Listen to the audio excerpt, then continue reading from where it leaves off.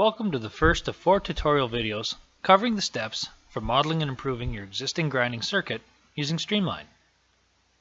At this point, you should have reviewed the introductory and model overview video and the getting started with Streamline video, so you're familiar with how to access and navigate the application.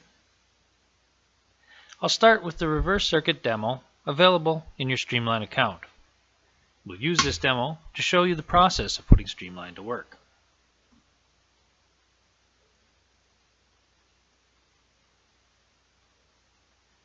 As you can see, the demo file is pre-populated with survey data. Remember, to be effective in your effort to model and improve the grinding circuit, you have to start with high-quality, balanced survey data. The old adage applies: garbage in gives garbage out. Refer to Metcom Module 10 for details about collecting existing circuit and equipment data. Module 11 covers preparation and execution of a high-quality grinding circuit survey. Module 12 provides all of the information you need to process the survey samples in the lab. And Module 16 comes with software to balance the survey data before you enter it into Streamline. This demo assumes you've already done these steps and are starting with high-quality, balanced survey data from your circuit. Now, let's look at the survey data sheet in Streamline. As shown in the overview video, you'll need to fill in all of the white boxes with survey or equipment information. Be sure to set the model state to initiate while you enter all the data. Just a few comments about some things you might have questions about in the survey data sheet. First, CSC at the size of interest. Is the sieve size most closely watched in your plant at the cyclone overflow? This is often the screen size closest to the circuit P80, but not always. For example, if the circuit P80 is usually about 115 microns in your plant, daily operation might target a value of about 84% passing 106 microns.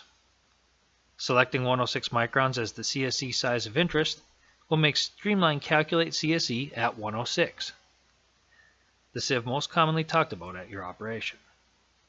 CSE at the actual P80 is also always calculated in Streamline.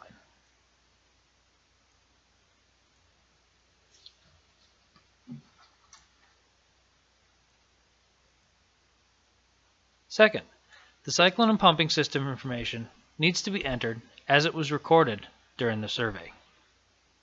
The number of cyclones operating, cyclone pressure, etc. need to match what was going on during the survey. Third, pump efficiency at the operating point will require you to plot the operating point during the survey on your specific pump curve. Details on how to read pump curves are found in Module 9. Finally, the total pipe run length in the pumping system information section is used for friction loss calculations. As described in Module 9, the piping system consists of 2 parts. Number 1, the total length of straight pipe, and number 2, the equivalent length of straight pipe created by the presence of valves and fittings, such as elbows. Please note that you need to enter the sum of the actual pipe length and the equivalent pipe length created by the valves and fittings in the box titled Total Pipe Run. Once you've completed filling in the white boxes and survey data, you're almost ready to generate the survey model. But first, we need to enter 3 more pieces of information. Click on the survey flow sheet to see a preview of the survey or water ballots. Right now, we're interested in the cyclone recoveries. This box is shown to the right of the cyclone. In particular, note the water recovery. It's 59.9% in this demo. This will help us estimate the cyclone bypass fraction in the cyclone model page. Let's go there to do it now.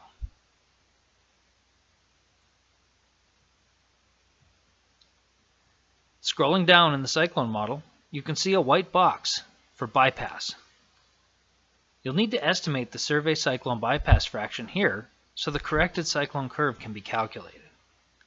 Bypass fraction and corrected cyclone recovery are discussed in Modules 7 and 8. The water bypass is a good starting point. Recall it was 59.9%. I also like to estimate the bypass of fines by looking at the cyclone recovery curve and visually extrapolating the fine end of the curve out to the left.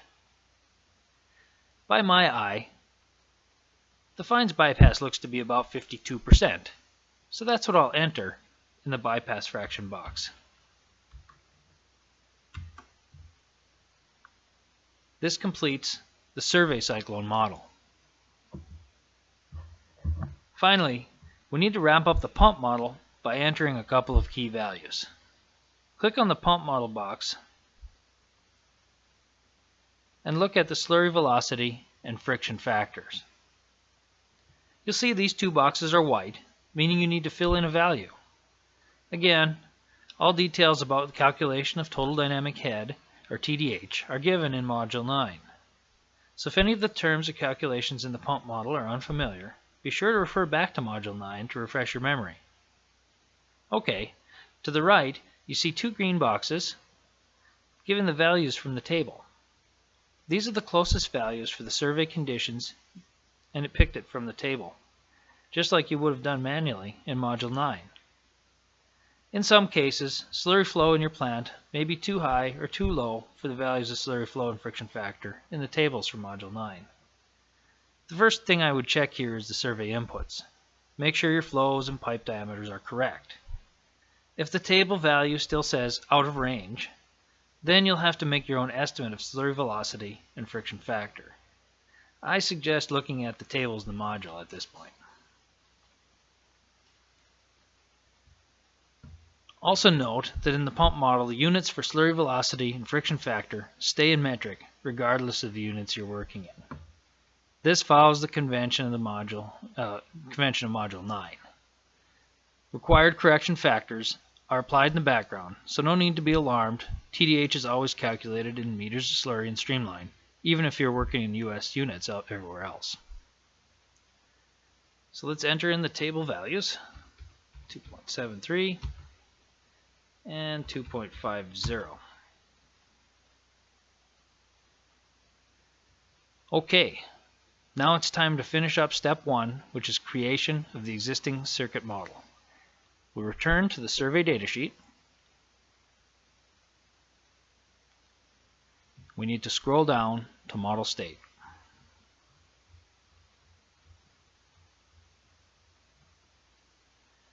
And we'll switch from initiate to run using the drop-down menu.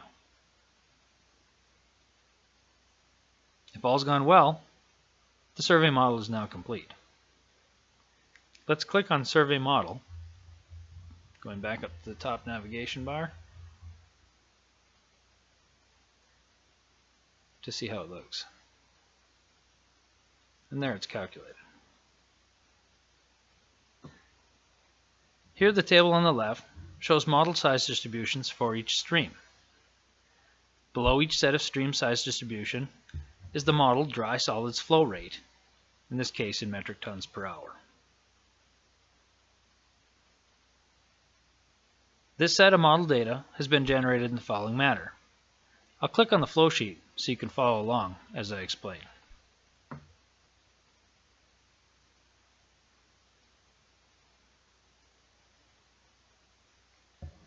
First, the circuit new feed size distribution and mass flow you entered propagates to the first model, which is the cyclone model.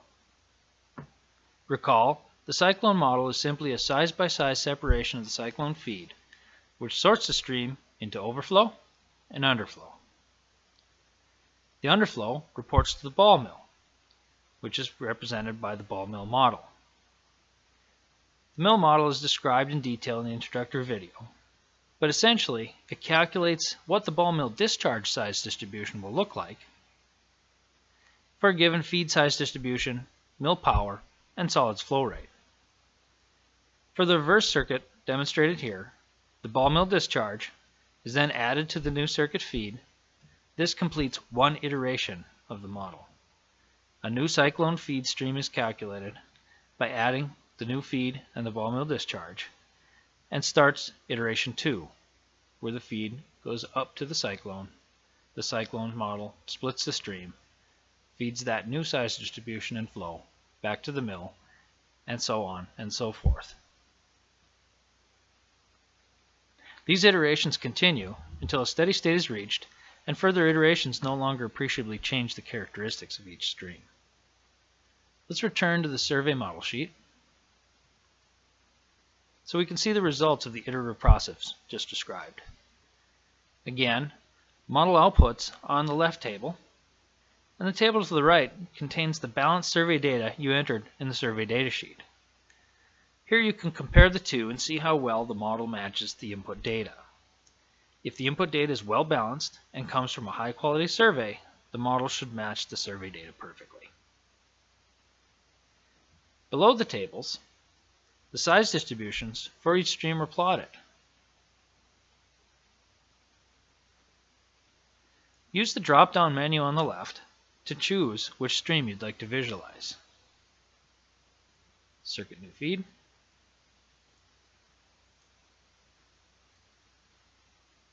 ball mill discharge, cyclone overflow, and so on. As you cycle through the streams, the model data, the red dots, should match the survey data, the black circles. Once you're satisfied that your survey model is complete, you can move on to the next step where you'll set targets for improved CSC. That ends this video.